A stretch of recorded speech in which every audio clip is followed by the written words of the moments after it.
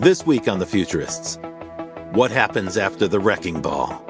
When it comes to what's going to happen next, in terms of technology-based unemployment, Musk has been talking about it for many years now, talking about universal basic income. Bill Gates is saying we have to tax robots and AI so that we can pay for UBI. But we've seen nothing in Congress trying to figure out how we might make that transition to this type of society. You've got technology going like this in terms of its capacity to inflict change on society, and policy is sort of like barely moving.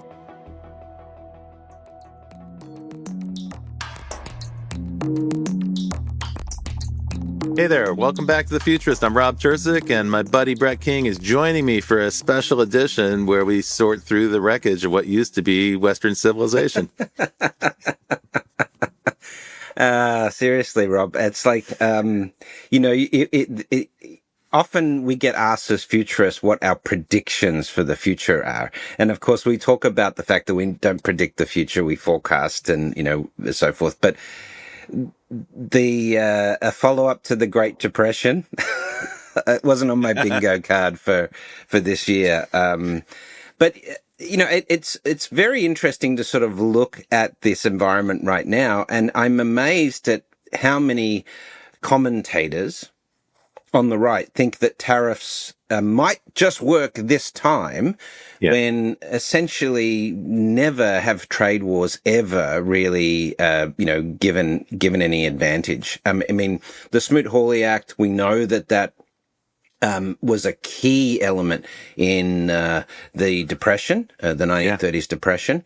And, we have got literally dozens of trade wars based on tariffs, from pre-20th century, such as the Opium Wars, the Byzantine-Bulgarian War, through to the Banana Wars of the late 1890s, the German-Polish Customs War, the Chicken War, which was a US versus EU battle in the 1960s, and then in the 21st century, Canada-Australia with a salmon trade dispute. Wherever we look historically, trade wars like this have ended in grief for all of the economies that participated in it. So it's like we have hundreds of years of economic evidence that trade wars don't work.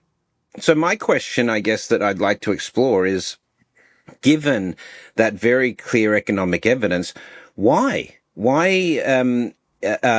people like Peter Navarro and others suggesting to Trump that this is a good idea? What is the motivation right now when the U.S. economy was actually doing very well? We had the lowest unemployment in, decades. Obviously there was the debt imbalance and the debt problem to fix, but the U.S. economy was in pretty good health.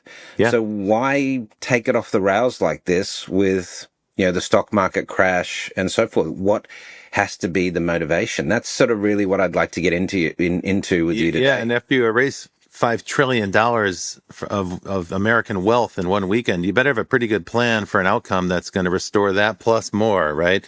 And that's what we're not hearing about. Like, there does not seem to be a plan. There doesn't seem to be a clear vision of the aftermath. It's like, well, let's take a wrecking ball to this really magnificent edifice and of global trade, and let's find out what happens next. After we wreck it, we'll figure that out. We'll put the pieces back together. I mean, in a way, this is like Elon Musk's approach to dealing with Twitter. We're going to just take out a wrecking ball. We'll blow the thing up, and don't worry about it. We'll figure it out later. Okay, that works if you're the richest guy in the world because you can afford the losses. But that's not really the situation here. The United States borrows a lot of money, and we have to fund the government in some fashion, even if they radically cut, overhead, which they're attempting to do, but they're not going to get anywhere close to their $1 trillion target. It remains an open question. Like, so what element of the economy is going to be thriving after this to fund all this change and the rebuild? And that is an entirely open question. I don't think there's anyone on either party in the United States who's got a good answer for it. And we're getting plenty of feedback from around the world that this is an extremely poor idea. This is a very bad idea to embark on this. I mean, the sort of commentary that frustrates me is, oh, people are going to bend the knee and come to Trump and cave on the tariff situation. This is not a functional, even if that was to happen, this is still not a functional solution to the core problems in the US economy. If you look at what created this disparity, it was the offshoring of production facilities. And it's going to take trillions of dollars to onshore that capacity back into the US. And we're not going to have, like Vietnam, who was given, 45% tariffs the other day. They're manufacturing clothes. They can't buy, US products at volume because they're not affluent enough at the core level of the economy. And so you're going to have a trade imbalance there, whatever happens. Now, do Americans really want to be going into factories making socks and t-shirts at 4 to 5 times the cost of what it costs to get them from Vietnam? That's not reasonable. So you say, all right, well, let's do robotic factories. And, we're going to create construction jobs with that and robotic jobs and so forth, for that. But we're not actually inserting that into the economy like in the way it was during the sort of Henry Ford production line era, where people went into factories and that really stimulated the middle class. It's not clear that bringing these factories back into the US is going to create the sort of jobs that the US can field. First of all, It's we a really don't good point. have enough You're making STEM a couple graduates, good points there. The countries we're trying to extract something from aren't in a position to buy a lot of American goods. It's not just Vietnam. It's true for all those African countries that just got whacked with massive tariffs as well. So they kind of took a ham-fisted approach or a very unsophisticated approach to calibrating these where, there might be a case or an argument for a fine-tune tariff. That's how they've been used typically in the past to identify a specific issue, usually one that surfaces at the World Trade Organization, and they use the tariff as kind of a scalpel. This isn't a scalpel. This isn't even a butcher's knife. This is just a sledgehammer. So that there's a lack of economic thermonuclear war. That's what it is. Exactly. And then the second issue is who's going to build a factory right now with the level of uncertainty that we have right now, and with Trump, how many more years is he going to be alive, let alone president? 3, 4 max, right? Nobody in the right mind is going to say, oh yeah, on the basis of this, I'm going to go invest $1 billion and build a robotic factory in the United States. And then the third point you made there is robot factories don't necessarily create very many jobs. So the kind of manufacturing that Trump is thinking about, this sort of mythological version in the 1950s or something, that's gone. And it's dead and done. It doesn't exist anywhere. Right now in China, half the robots in the world are in factories in China. They're doubling down on this, on automated manufacturing. We're nowhere near, we're not even in that game. No, there are ways we could have done this. We could have prepared for this with, let's say, free STEM education across the board. We could have given big tax breaks to corporations building autonomous production plants in the US. That would have been a tax break even the Democrats probably would have supported. And then we could have used the tariffs in line with that strategically or surgically to create incentives for specific industries. That would have been an approach that could have led to better onshoring. What you're describing is what the CHIPS Act that Biden introduced. That's what the CHIPS Act was designed to do, and in many respects, it was successful. It's now it's being bashed daily by the right wing in the United States. But that's just because it was Biden's idea or his initiative. Yeah. The CHIPS Act was designed to get America back in the chips game, in the semiconductor business. And there are a bunch of strategic reasons for us having onshore semiconductor manufacturing, because we want to, mitigate the risk of having manufacturing in Taiwan. And so it was actually a strategic move as well. And it was surgical in the sense that it was only aimed at that one industry, so it wasn't going to distort the whole economy. Unfortunately, that's not what we have here. Tariffs on Taiwan. Oh yeah, no, it's well, and guess who didn't get the tariffs? Russia and North Korea. Now, what does that tell you? I don't know how much North Korea exports to the United States or vice versa, but for Russia, not a huge amount of trade happening there. But it is a little bit weird that Trump whacks our allies the hardest, and he does it every single time. And to me, there's nothing strategic here. This is what a bully does. A bully hits the people that are nearest to him, and the ones he knows he can get away with it. He's not really looking for a fight with a fair rival. He's looking for a fight with somebody he knows he can beat. And unfortunately, Canada and Mexico, this is as much as we have tension in some respects with immigration and coming from the South, the big picture of the 20th century and 21st century with Mexico and Canada is actually a fantastic collaboration. These are not defended borders. These are borders Yeah. where trade and commerce flow freely. Just the example of American auto manufacturing. It's really North American auto manufacturing because the parts move freely across the borders. Yeah, It exactly. employs millions of people, or hundreds of thousands of workers at least. And now this has all been destabilized. It's going to actually drive up the cost of an automobile in the United States. An American car is going to cost a lot more because of all the imported quality. Yeah, the other weird thing here is we've kneecapped champions. So Apple stock famously got crushed. It went down 17% at one point. And that is because poor Apple, they've been trying to diversify out of Chinese manufacturing since the last Trump administration. And now they set up all these factories in places like Vietnam. And lo and behold, they're going to get whacked with tariffs. The cost of an iPhone is going to go up by an estimated $300 per phone. So if an iPhone costs $1,000 today, it's going to be a $1,300 phone tomorrow. Not because it's a better phone, not because of some new cool technology, not because of any innovation whatsoever, just because of these Just completely because. arbitrary Yeah, tariffs that have exactly. been imposed. So that's Well, this inflation. I is, mean, that's a significant yeah. driver of inflation, and I don't think most people have got their heads wrapped around this. The tariff is a tax. It's the single largest tax hike in American history, and that hasn't fully landed yet because we haven't seen the price increases. Now, there is some interesting elements to this. The yield curve is down, which could make U.S. Treasury bills more affordable, which could, be a good thing for the debt imbalance. But, to do that at the cost of, U.S. Businesses and the U.S. stock market is a huge risk. The US dollar in this situation, it will tend to do a little better because there's a flight to the reserve currency from a security perspective. Gold's probably going to do quite well. Bitcoin's struggling a bit today, but, could be seen as a hedge there. We'll have to sort of see what happens. Cameron Winklevoss, commented on this the other day that we sort of saw a dislocation of Bitcoin from the market, but then today Bitcoin's taken a pretty big hit, or last night, Bitcoin took a pretty big hit. So the rules, the rules of what we have seen happening historically in respect to, trade wars like this, we are seeing a lot of those trends sort of repeating themselves in terms of instability. But, my question is, why is this happening now? And my theory is twofold. Right? I think one is that it could be something as simple as a pump and dump scheme at a global level in terms of stock and trade. That Explain what you mean before you go to the second one. Tell us what you mean by the pump and dump. So, what you have, this is sort of a classic terminology in stock trading, where you have someone visibly pump up a stock, to raise the price of a stock. And then, once it's exposed that it's all smoke and mirrors, the stock value plummets. The They sell at the high and leave everybody else holding the bag. Yeah.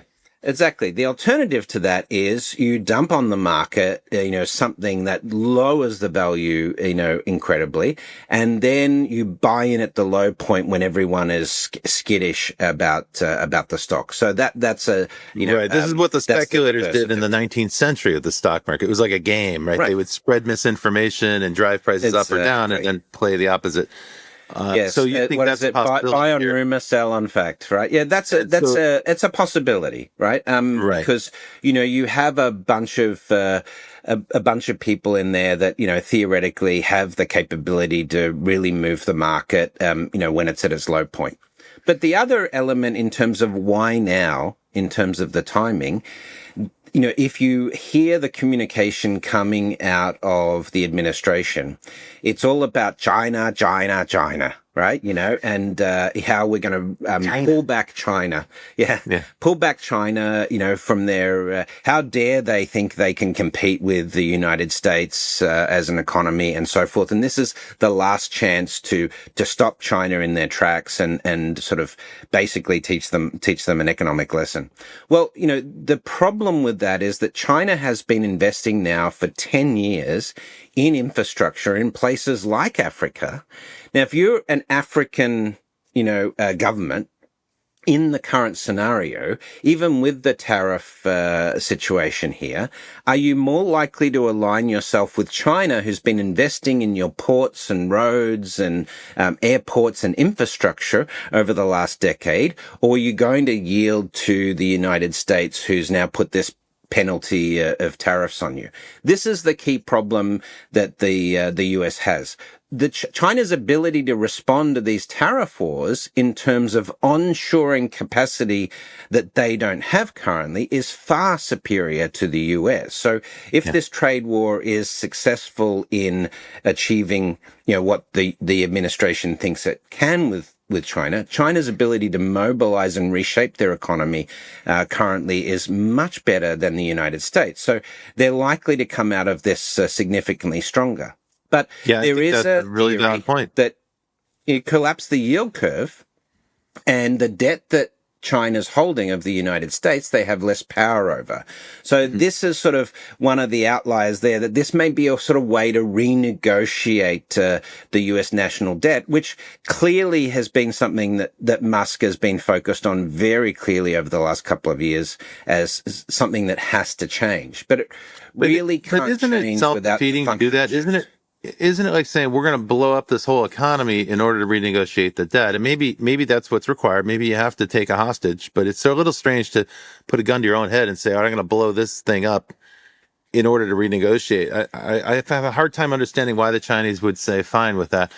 And bear in mind the context for this is China has greatly surpassed the United States' ability to manufacture, but that's not all. China's capacity to manufacture rivals that of the entire world, certainly Europe and the United States combined. And they continue to double down on investment where we're not investing anything in manufacturing. It's a tiny amount. The CHIPS Act, like I said, it took an act of Congress to even generate interest in onshoring chip manufacturing. That's just one aspect of manufacturing. Where in China, this is going on across the board. In the last 5 years, the Chinese government has redirected government investment and loans towards manufacturing and away from real estate, which is probably a really smart move on the Chinese government's part. But that means that there's an enormous amount of capital available to deploy now in robotic factories, and they're going for it. And the that's US internal to China. Like that is totally not subject to any of the dynamics that we're talking about. Nothing this administration is doing, none of these tariffs are going to have any impact on that. And so while the United States is pissing off all of its allies and trading partners and blowing up the international trade policy, China's doubling down on its ability to export at low cost and continue to be the workshop for the world. I don't really see how this ends up working well for us. No, I don't see that either. I was at Necker Island with Richard Branson 1 week ago. As you know, we had a fintech event there, and I was invited to speak. And I talked with him about this. He was not very this was pre the tariff announcement, but he saw this sort of stuff coming. And he was, not very complimentary of the US's chances of fixing this problem without real structural reform in terms of really thinking about, what the future of the United States needs to look like and investing in that. And I think that's the key problem here is that you've got, and the other thing is that if you look at Taiwan is a huge risk because of China's aspirations there. But we were discussing that maybe China might not they might not go in militarily and take over Taiwan. What if they formed an economic alliance with Taiwan like the EU? Something like that is very possible that could really cut the US out from the chip side of things. And, China just launched a couple of fabrication facilities for chips in the last couple of months in China, things that they weren't supposed to be able to do for another few years, based on the CHIPS Act. So as you say, China's responding to this in the way we would expect with massive investment in, infrastructure inside China to be able to compete. And they've invested in a lot of countries in the region and across in Africa as well to encourage trade. And it seems like that's going to be, quite a smart move given the current environment. Almost any way this comes out, China's going to be ahead because they're their production capacity is going to be increasing throughout this trade war, however long it lasts, where I don't see any American company making a decision to invest in the United States because of the uncertainty. We have such an uncertain environment. And as you point out, it's not just uncertainty, the crazy whim of a president that just wakes up one day and decides to issue an executive order. It's also the uncertainty of interest rates and the uncertainty of trade policy and the uncertainty of the inputs, right? Because of the tariffs. No one knows anything. So everybody is holding back on making a decision. Meanwhile, China's doubling down on investment. So they're going to move ahead while we are paralyzed with indecision. This I view as a real problem. The longer this persists, the worse that problem gets. Brett, give me a hopeful scenario. Like, what's the good outcome here? I find it kind of fanciful to launch a trade war and expect a good outcome for the reasons you said at the beginning of the show. The history suggests that there's never a good outcome. But what is it they expect to get? So one of the points you made is that if the yield curve goes down and treasuries get cheaper or the interest rates paid to go down, that may somehow reduce American the debt burden the United States has. Well, if the US economy suddenly fires, then they could buy back some of that debt, but that's unlikely because if the sort of investment that's required, particularly in infrastructure to build autonomous factories, even the infrastructure bill that Biden introduced hasn't even made a dent in that sort of stuff. And as we've talked about on the show before, even the dock workers and the deal that was done with the dock workers to avoid automation in US docks shows that we're not really of a structural mindset to do that sort of level of automation for onshoring robotic factories and autonomous supply chain. So that's the risk. But the positive could be that it really does force a real structural rethink in terms of the way the US economy is going to compete. Because if this doesn't work, this is like the nuclear option to slow China down. And when this doesn't work, then it will have to be, we need real reform, and AI and, technology and robotics is going to be that, but we need to massively invest in that. But that means breaking, the control of, sort of incumbent, lobbying groups and things like that, in the US. Okay, so that's a fundamentally undemocratic approach to having a discussion about national economic policy. Effectively, what this group is doing is they're saying, you know what, we're not asking for permission. We're just going to break the glass, and then we'll pick up the pieces afterwards, and they'll force it. It'll be a fait accompli, where now it's like we have to rebuild the economy in a new way, probably in a way that disempowers labor and labor unions, probably in a way that enriches a handful. So what it looks like to me coming out the other side of this in the scenario you said, the United States starts to look more like Brazil or Argentina, where a handful of families that are wealthy own everything and everybody else is working for the man and buying at the company store. Let's play this out after the break, but, in terms of the different scenarios that are possible. But I certainly think, let's get into the thinking that AI, climate, quantum, all of these things that are coming for this sort of inflection point in human society, maybe that is triggering this, because maybe they know that there's sort of momentous changes coming in human society, and they're trying to grab as much control of the assets and wealth before. Grab as many assets as you can. It's a smash and grab. Okay, folks, you're listening to The Futurist with me, Rob Tercek, and my co-host, Brett King. We're going to be right back after a short break. Don't go anywhere, because this is going to be a great conversation. Provoke Media is proud to sponsor, produce, and support the Futurist podcast. Provoke.fm is a global podcast network and content creation company with the world's leading fintech podcast and radio show, Breaking Banks. And of course, its spin-off podcast, Breaking Banks Europe, Breaking Banks Asia Pacific. But we also produce the official Finovate podcast, Tech on Reg, and Emerge Everywhere, the podcast of the Financial Health Network. For information about all our podcasts, go to provoke.fm or check out Breaking Banks, the world's #1 fintech podcast and radio show.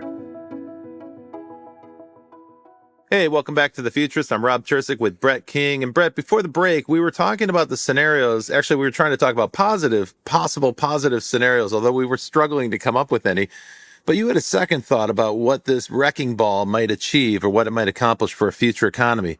Tell me more about that. Well, I mean, this is sort of, as we discussed in the first half, this is sort of the economic thermonuclear option for trying to stop China and its economic process. Progress rather. We know that China on a purchasing power parity basis has already surpassed US GDP, and with their investment in the Belt and Road and energy sector and so forth, there's a fairly strong likelihood not only that they'll be able to compete with the US in the 2030s, but surpass the US, particularly with the looming debt cliff problem. We've talked about this on the show previously. But this is, as I say, the nuclear option. Now, if this doesn't work, it has to force a rethink in terms of what should the nature of the US economy be to compete with China. If we haven't been able to stop China, we as the West, and this as the thermonuclear option fails, then the only choice is to compete with China on their terms. And this means massive investment in rethinking infrastructure in the United States. I'm not talking about, $5 trillion of investment. I'm talking $20 or $30 trillion of investment over a number of years. I'm talking about upgrading transportation systems, the entire energy grid, sort of rethinking this and getting ready for a world of the smart economies, autonomous supply chain, AI-based systems and so forth. But that requires breaking the back of the lobbying groups and the oligopolies that have control over the sort of the industrial 20th century economy in the United States today. But it's going to take a shock like this to sort of make that restructuring happen, I think. Because so it's like they set off a hand grenade. Yep. Now they're going to try to pick up the pieces after the war. Brett, here's a question for you, though. The country is already up. We're swimming up to our eyeballs in debt as a nation in the United States right now. That's at the heart of this issue. And what you're talking about is 20 or 30 trillion dollars of investment. Where will that come from? And what investor will trust the United States after this spectacular display of bad decision making? Who's going to feel confident about investing $20 trillion in the U.S. to reboot our economy? Well, this is a point. And how do you do that in the current debt situation? One of the things we explored in the book, The Rise of Technosocialism, was is there a way to cancel out U.S. national debt smartly? And what we played with was that as climate costs increase, as the economic loss from extreme weather events and climate increases, and we see the ballooning eco-refugee problem, there's a pretty good argument to sort of cancel all national debt to reinvest in solving those problems, right? So that could be something that not the current administration could champion, but a new administration coming out of this could say, let's get the world That's a great idea if you're the debtor. It's not so great if you're the lender, on the other hand. No, but this requires much more consensus-based operation, right? And I think, in a situation where, if you think about China doesn't want global instability and eco-refugees any more than the US does. So, there is, the investment that China's making in green energy, for example. I know there's a lot of criticism about their carbon output, but let's remember that a lot of the carbon output in China is producing goods that go to the West, right? So we can't blame them for that if we're buying all this stuff made in Chinese factories. But the rate of them retooling their energy systems is truly impressive. They deployed half of the world's solar energy last year alone. So they're getting ready for something like 90% of the solar panels in the world as well. And they do it more cost effectively than any American company possibly can. So, one of the things that's interesting about the scenario you're raising is for that scenario to work, the United States would have to become more like China. And you and I have debated about China in the past on several episodes, and you're very bullish about China's economic prospects. I get that. And I've always been very skeptical about China as a governing, as a government. I wouldn't want to be a citizen of a country that was that controlling. So we've had that conversation going on. But what's happening in the United States right now, in parallel, is getting closer to China as an autocratic system, right? It's becoming a kind of a mix, like a blend of autocracy and democracy.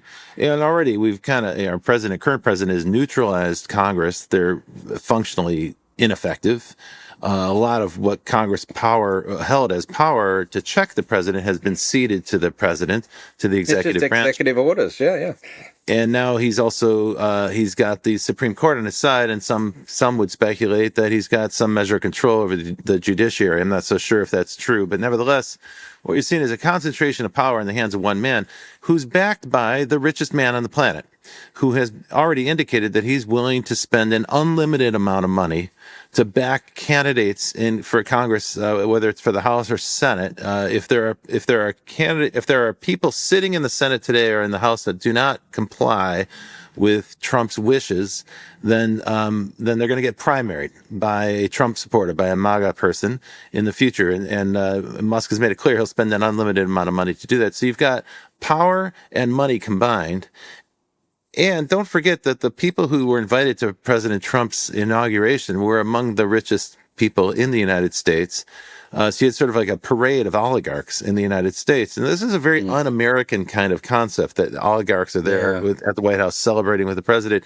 But it does look an awful lot like Russia and China. And so it seems to me is that as we are in this kind of the battle... The pros have fallen into line, right? Like, look 100%. At Zuckerberg. I mean, Tim Cook has been a bit quieter, though they did cave on some elements, although they have protected diversity. But, Chamath, and others, seeing their sort of turnabout in terms of their communication is... bending the knee to the administration is pretty shocking. Yeah. Now, so you got big capital and big tech, and of course the banks are falling into line as well. Yep. So he's consolidated a great deal of support. Although Jamie Dimon has not been positive about the tariff situation, he's been quite vocal in his non-support of the tariff situation. So does it matter? Lead to a global recession, et cetera, et cetera. I don't think he can move the needle, though, obviously. No, on his own, what difference does it make? The dog can bark and the caravan still moves on. I think what we're starting to see is a United States that looks distinctly un-American in the 21st century. In a way, it's a kind of techno-autocracy that seems to be emerging. Well, and I think there's some broad consent that that's what it's going to take, right? Because they're going to have to displace an awful lot of workers and a lot of people who are used to voting and having a say. And they're going to say, nope, we're going to reset the global economic order. And you're going to take orders from us now. You're going to comply. We're also seeing kind of a strange, heavy-handed, policy where police officers or law enforcement officers of some branch, unnamed branch, are appearing without badges, snatching people off the streets and so forth. These are kinds of scenes that we would have expected to see in a dictatorship. A gulag. Right here. Approach, now, any kind of remark. People are kind of letting it go by. It's becoming normalized, I think. And I find this very disturbing because the America that emerges on the other side of this might not be the America that we grew up in. Well, at least I did. You didn't grow up in this one. But I think this is really the inflection point I'm talking about. We do have a big philosophical shift coming. The role of work in society. When you have highly autonomous operations. What that means for people who can't work. When you have very high rates of unemployment because you've been displaced by technology. We know that this is coming, and I know we've debated this many times about the ability of the economy to, create new jobs and so forth. But this requires massive investment in preparing for that shift. And we're not seeing that investment taking place. We're not seeing investment in climate mitigation taking place. We're not seeing the sort of investment we need in energy, next generation energy systems taking place. So we know that it's much more likely at this point that as these forces come into play on a geopolitical and global economic basis, there's much more likelihood that the US system is going to have some sort of structural collapse because it hasn't adapted fast enough. When you say American system, political system or economic system, or both? Both, I would say, right? Because, they're both That's clearly tied into each other, So but this is humanity. We don't look at the vaccine argument right now and what's happening in that space. And we suddenly had this spike in measles, cases around the world, particularly in the West though. And you have people have died of measles in Texas. of a curable disease, a disease that was functionally cured, more than, many, many years ago, right? Decades ago. And so you have this situation where we have short memories. And then when it comes to, we have short memories about the Smoot-Hawley Act and these sort of things. But when it comes to what's going to happen next, in terms of technology-based unemployment, Musk has been talking about it for many years now, talking about universal basic income. Bill Gates is saying we have to tax robots and AI so that we can pay for UBI. These entrepreneurs know where this is going, but we've seen nothing in Congress. We've seen no working groups looking at this problem, trying to figure out how we might make that transition to this type of society. You've got technology going like this in terms of its capacity to inflict change on society, and policy is sort of like barely moving. Yeah. So that's the real problem we've got right now, is that exponential growth in technology versus policy adaptation, because we sort of sit there and say, well, we don't know for sure. We don't know for sure that that's going to happen. So, but when it happens, we'll have to respond. The problem that's is that the problem with democracy. Happen, it can only react. It's very poor at projecting or forecasting or anticipating. It can only react. But the pace so of autocratic change systems may do better in that environment. That's the key problem, right? Because the pace of change is so fast right now that by the time we see the evidence, whatever remedy they come up with, the progression of technology will have exceeded it. So they'll forever be playing catch up. But what I don't understand is, how does that serve everyone else? Or is this just an oligarch's game? Is this a rich man's game now, where the rich men are going to pick up all the pieces, grab as many as they can, and basically try to renegotiate the rules of society? My fear is that what we're going to end up with is a country, the United States, is going to come out of this poorer and less healthy and also less secure in terms of national security and defense. And there may be people who emerge much wealthier from this, but it's a tiny number, and there'll be a massive number of people who need help, and they're not going to get it because those systems are being dismantled right now. At least that's what it looks like today in April of 2025. It's going to look a lot more like Russia than it does look historically like the United States. And when I went to Russia a couple of years ago, I visited with someone there who said Russia. They said 10% of Russia lives like Switzerland, meaning rich people, and 10% lives like Italy, meaning mafia, and 80% live like Africa, meaning dirt poor. And honestly, it's true. If you get 100 miles outside of Moscow, you're on dirt roads, and they don't necessarily have sanitation. It's about as primitive as it can get. I know that sounds like a dire prognosis, and I'm the last person who's going to suggest that's what we're heading for. But we do see United States with crumbling infrastructure, and there's no real initiative underway to try to repair that or improve it. It seems to me we can't even get a fire response here in California figured out. Well, there's no social contract either, right? Because if you think about it, we're talking about attacking Social Security, Medicare, and Medicaid. Yeah, they're going to dismantle the supports that are there. But every other developed nation on the planet has universal healthcare, universal education available for all of their citizens, and that's worked, for decades now. The US is an outlier in that respect, but Russia's sort of an example of that as well. So I think, if you have a system that's powered by things like Citizens United and the lobbying groups and so forth, it's going to be very, very hard to dismantle those sort of control mechanisms where the big wealth can sort of make those changes. Yeah, that's another accelerating outcome, right? It's a compounding of wealth. And we've seen that now. Just in our lifetime, we've seen that the super wealthy are getting even more wealthy. This is a fearful outcome to me. This is not the happy prognosis we were looking for. And we might celebrate that an American is the first trillionaire, for example, right? As a milestone like that but in reality, what does that mean functionally at the economy level for the average, American? It means that there's no middle class anymore. You just have a lower class, you have stratification of the rich and the poor, and the UBI is not going to really help with that. The UBI is like, here, we'll give you enough to survive, while we have amassed all this wealth with artificial intelligence and so forth. Whereas the potential of this next generation of science and technology to bring about real longevity, to bring about real quality of life changes because of widespread automation, that is not going to be evenly distributed in a system where you have that sort of element of control. It looks more like the Middle Ages in terms of economics than it does the 1960s America, which everyone sort of wants to get back to, right? Well, it's a myth, right? What they want to go back to, it can't come back. There's no way we're going to have 400,000 people working at auto factories in Detroit. That's over. That's the past. What you're describing is capital bias technological change, and it's a real serious possibility. I think, regardless of the shenanigans that are happening right now in Washington and the motivations for that, that's been the agenda for the last 20 years. This idea that the technological change that comes is biased towards capital and against labor or working people. I think we've seen that in the disparity of wealth and the disparity of income. I think it's going to accelerate. That's going to increase. So in a way, exponential technology actually creates exponential wealth disparity.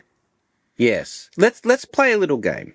All right. Let's do the futurist thing right now because we're leading up to the end of the show. But what would be a scenario where the US middle class would balloon and average wealth would be distributed much better to the broad American populace? Like, what could actually make that happen? If this isn't going to make that happen, what do you think could make that happen? How would we need to restructure the economy?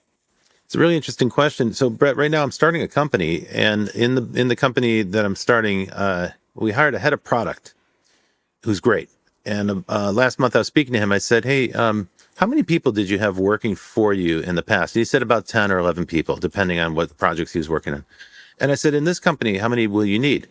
And he said, actually, I'm interested in using AI to automate all the job functions. I don't think I'll need anyone else. So one person can do the work of 10 or 11 in just a couple of years ago, right? So that's the change. What that says to me is that the cost of starting a company has plummeted. We've known that, right? Yep. Cloud did that. Barriers to entry. Software did that. Yep. So the idea then is that there should be a lot more entrepreneurs who take advantage of technologies in order to create their own employment. Don't look for a job. Don't rely on a union. Don't go work for the factory, but instead create your own business. Maybe it is a factory. Maybe it's driven largely by AI. We can already see that the AI technologies that are on the market, they're going to have a very tough time avoiding getting commoditized themselves, right? These big AI models, They're all converging on similar functionality. And now you've got open source models from China that come along. Some of them are derived from those same models, but these are open source. They're going to put pricing power in jeopardy. They're going to really limit the ability to extract a high profit margin from these AI technologies. The big companies are trying to bundle it into cloud so they can preserve their margin on the cloud. That's a smart strategy for a big company. But an independent AI company, that technology is vectoring towards very low cost, like the cost of compute. So that means that AI technology is going to be available as a force multiplier for entrepreneurs around the world very soon, like now, not like next year, this year, right? And with agentic software, if provided that you can create agents, this is not something that's given to everybody, but it's getting easier and easier. You've seen, things like Cursor, tools like Cursor that allow you to vibe code your way to kind of like hack out a model. Whether or not that's secure is unknown. Right now, it seems like it's a little bit sloppy. Those will improve over time, meaning it's beginning to confer on a larger number of people the ability to write software to automate functions themselves without the need for huge amounts of capital. So when you ask me, where do I see the ray of light? Where do I see the light at the end of the tunnel? It's this path. It's towards empowering a new generation of entrepreneurs who create new businesses from scratch using automation that's available off the shelf, that's priced as a commodity in order to create superpowers to do the job of 10 or 12 people. And UBI, while it's got its problems, people who receive UBI start their own businesses at 300% higher rate, or 3 times the rate of the general population, because they don't have to worry about, their day job to make ends meet. So, there could be a combination of this, leveraging automation to create that sort of high quality of life across society and provide that. A few years ago, I heard someone said that, we're never going to be able to have the quality of life that Americans and Western Europeans have across the planet on the current basis of resources we have. Well, I recently learned that there was a study that was done on this, and it was that only 35% of global GDP would need to be deployed properly in order to create that sort of global quality of life for 9 billion people. So the reality is, when we say that, that's not accurate. We could have a good quality of life for every human on the planet with our current technological state. AI is going to improve that dramatically. The problem we have is wealth disparity right now. And that's the problem we have to fix in order to take humanity the next level. And that's what I think is the motivation behind these tariff wars and this attack on the system right now, is that they know that that system is coming to an end. And it's a mechanism to grab as much power and as much wealth as possible before it all goes tits up. Excuse my French. Well, I was going to say a moment ago, the UBI scenario, the fly in the ointment there is all the entities that are going to seek to extract rent from that, right? So one would be landlords, just to use the example that presents itself, right? Rents will go up in line with UBI. So suddenly, if it costs $5,000 a month, it'll go up to $7,000 a month, and they'll just take the UBI money as part of the rent. But that's not the only. Housing needs to be a community function for 80% of the population. Yeah, and that would be true for technological infrastructure, transportation, whatever is required for that scenario of massive numbers of entrepreneurs creating their own businesses and so forth. Now, who's going to govern that? And that says we need more government, not less. And I think this is true. This is what Peter Drucker always said. Well, in a technological future, we need more government, not less. Why can't we use AI agency for governance? I mean, okay, there's an issue. We have a great example of that. These tariffs were set by an AI, and they were literally the dumbest thing. It's not artificial intelligence; it's artificial stupidity.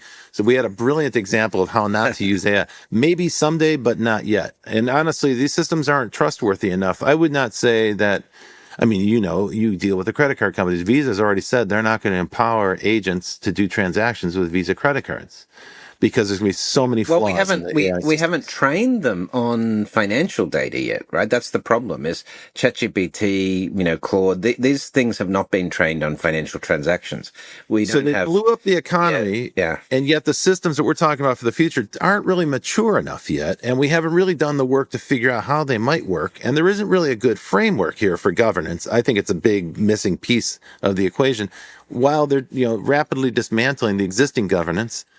Now, the people, the people who hold a piece of power or can bite off one corner of that equation, they're going to maximize that and try to extract as much as they possibly can.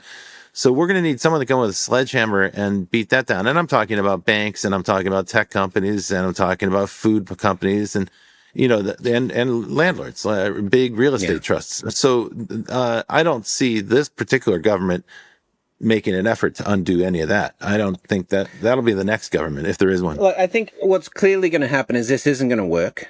Trump may get some trade concessions and so forth. The reality is it's not going to result in significantly better quality of life for the average American. It's likely going to be exactly the opposite to that. Does that bring us to a point, for the next election, for example, where we say populism hasn't worked, the democratic model in the old world hasn't worked, who could propose something new and radical that would get enough support from the populace to have a chance of moving ahead? But this is where I have to tell you, I'm so stunned because the Democratic Party is acting all hurt and shocked and dismayed and in disarray when this looks like a golden opportunity for them to develop a new message, which is, what is the governance mechanism after the wrecking ball? They're not answering that question. And honestly, if they were in power today, or if they win some power back in the midterm elections in 2 years, exactly what they're going to do. They're going to try to restore what was there. They're going to try to go back to all the systems that were just dismantled. That's not going to work. They're going to waste a lot of time stepping backwards in time. Right now, if there were visionary leadership, If you're listening to this and you think that Robert and I are radical lefties, let's be clear. We're not proposing that the left is going to solve this problem either. We need new thinking. We need new human philosophy. And that's what this is teaching us right now, is that we need new thinking. And AI can be a part of the solution set, but the systems that we built during the Industrial Revolution, the education system that we built, the economic system we built, it is not fit for purpose for what's coming. That's probably a good way to finish the show. great. Well, then, you've been listening to The Futurists with Brett King and myself, Rob Tersick. Each week, we try to bring you a group of people who are thinking about and shaping and influencing the future with their actions. This week was a special edition because we felt the urgent need to talk about these big changes that are underway. Of course, we're going to come back with more on this story in the future because this scenario has certainly not come to a complete end. So watch this space. But in the meantime, we would love to have you come back next week. Send us your suggestions for speakers. Send us your suggestions for topics. We've enjoyed bringing those folks onto the show and asking the questions that you send to us. So please definitely do that. And we'll be back next week with another futurist. And until then, Brett, you know what we always say at the end of the show. Until then, we'll see you. We'll see you in the future. Well, that's it for The Futurists this week. If you like the show, we sure hope you did. Please subscribe and share it with the people in your community. And don't forget to leave us a 5-star review. That really helps other people find the show. And you can ping us anytime on Instagram and Twitter at Futurist Podcast for the folks that you'd like to see on the show or the questions that you'd like us to ask. Thanks for joining. And as always, we'll see you in the future.